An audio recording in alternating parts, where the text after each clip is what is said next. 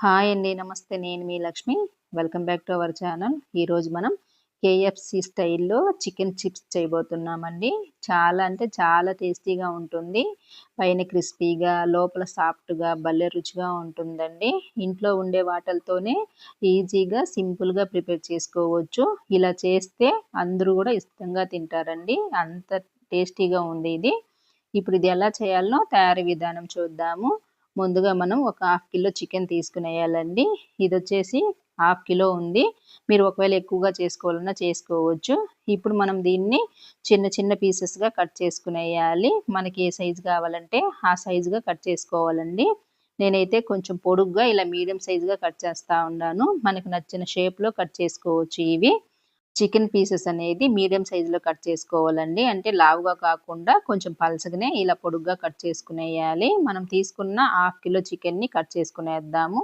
Pieces కూడా మనకి ఏ మాత్రం సైజు ఉందో చూడండి. ఇలా పొడుగ్గా కొంచెం మీడియం సైజుగా ఉంది గదా! ఇప్పుడు వీటిల్ని శుభ్రంగా ఉప్పు, పసుపు వేసి నీట్‌గా కడుక్కునేయాలి. చెమ్మేం లేకుండా ఇలా ఒక మిక్సింగ్ బౌల్‌లో వేసుకోవాలండి. హాఫ్ కిలో చికెన్‌ని ఇదే మాదిరిగా కట్ చేసుకునేసి ఇలా అంతా వేసుకున్న తర్వాత ఇప్పుడు ఇందులో ఒక హాఫ్ టీ స్పూను సాల్ట్ వేసుకునేసి, అలానే ఒక స్పూన్ మిరప్పొడి, ఒక స్పూన్ మిరియాల పొడి కూడా వేసుకునేసి ఇందులోకి అల్లం వెల్లుల్లి పేస్ట్ ప్రిపేర్ చేసుకునేద్దాము. ఇప్పుడు ఇందులో ఒక 10 చిన్నుల్లిపాయలు, ఒక చిన్న ఉల్లిపాయ, కొద్దిగా అల్లం ముక్క అండి. దీన్ని ఇలా చిన్న రోట్లో అయినా, చిన్న మిక్సీ జార్‌లో అయినా కూడా వేసుకోవచ్చు. నేనైతే ఇలా చిన్న రోట్లోనే దంచుకునేస్తా ఉండాను. మనకి ఇలా ఫ్రెష్‌గా వేసుకునేస్తే చికెన్ చిప్స్ అనేది టేస్ట్ బావుంటుంది. ఒకవేళ మీ దగ్గర అల్లం పేస్ట్ ఉంటే దాన్నైనా వేసుకొని చేసుకోవచ్చండి. అది మీ ఇష్టం. నేనైతే ఇలా ఫ్రెష్‌గా నూరి వేస్తా ఉండాను. మొత్తం మనం ఇలా మెత్తగా దంచిన తర్వాత చూసారు గదా!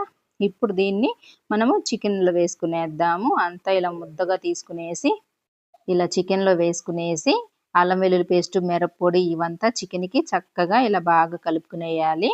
ఇలా కలిపిన తర్వాత ఇప్పుడు ఇందులో ఒక కప్పు నిండా చిక్కటి మజ్జిగ వేసుకోవాలండి.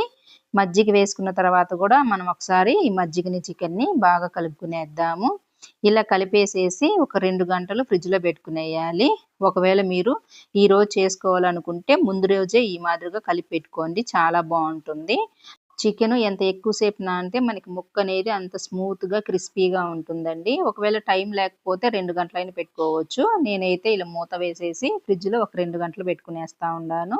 2 గంటల తర్వాత మీకు తీసి చూపిస్తా ఉన్నాను చూడండి. చూసారు గదా! మజ్జిగ గూడా మనకి ముక్కకి చక్కగా పట్టేసిందాయి. మీకు చూస్తా ఉంటే గూడా అర్థమైపోతుంది చూడండి. ఇలా ఉండాలి ముక్కనేది. ఇప్పుడు దీన్ని పక్కన పెట్టుకునేసి ఒక ప్లేట్‌లేకి ఒక కప్పు నిండా మైదా పిండి వేసుకునేయాలి.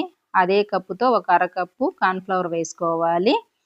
ఇప్పుడు ఇందులోకి ఒక చిటికెడు సాల్టు, అలానే ఒక స్పూన్ మిరప్పొడి, ఒక పావు టీ స్పూన్ మిరియాల పొడి, ఒక పావు టీ స్పూన్ బేకింగ్ పౌడర్ వేసుకునేయాలి. ఇలా బేకింగ్ పౌడర్ వేసేదాని వల్ల మనకి పైన లేయర్‌లుగా క్రిస్పీగా వస్తాయండి చిప్స్ లాగా.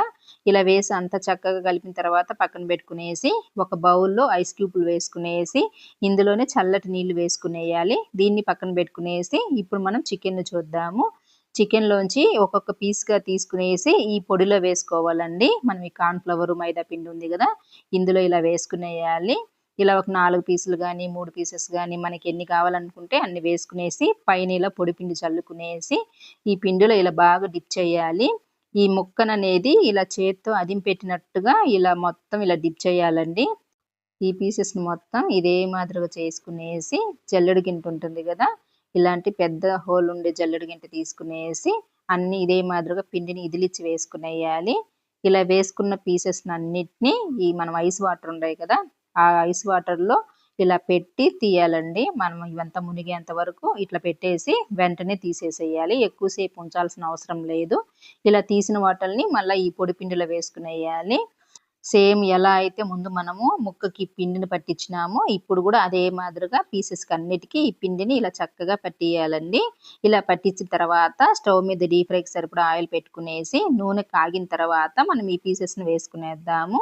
నూనె బాగా కాగిన తర్వాత మళ్ళీ మీడియం ఫ్లేమ్‌లో పెట్టుకోవాలండి. నూనె అనేది ఎక్కువ వేడిగా ఉండకూడదు.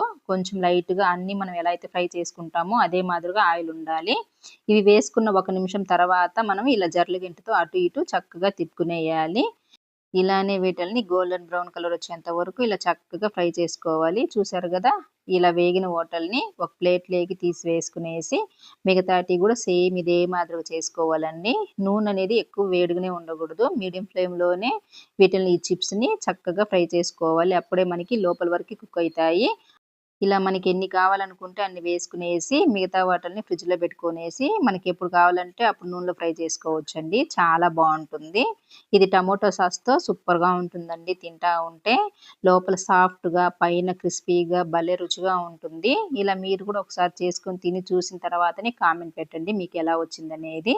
ఈ వీడియో గనక నచ్చితే లైక్ చేయండి. ఇలాంటి మరెన్నో రెసిపీస్ కోసం మన ఛానల్‌ని సబ్స్క్రైబ్ చేసుకొని మీ ఫ్రెండ్స్ అండ్ ఫ్యామిలీకి షేర్ చేయండి. అలానే పక్కనే ఉండే బెల్ ఐకాన్‌ని క్లిక్ చేసినారంటే నేను పెట్టే వీడియోలు మిస్ అవ్వకుండా చూడడానికి. ఇది నచ్చితే ఒక లైక్ చేయండి.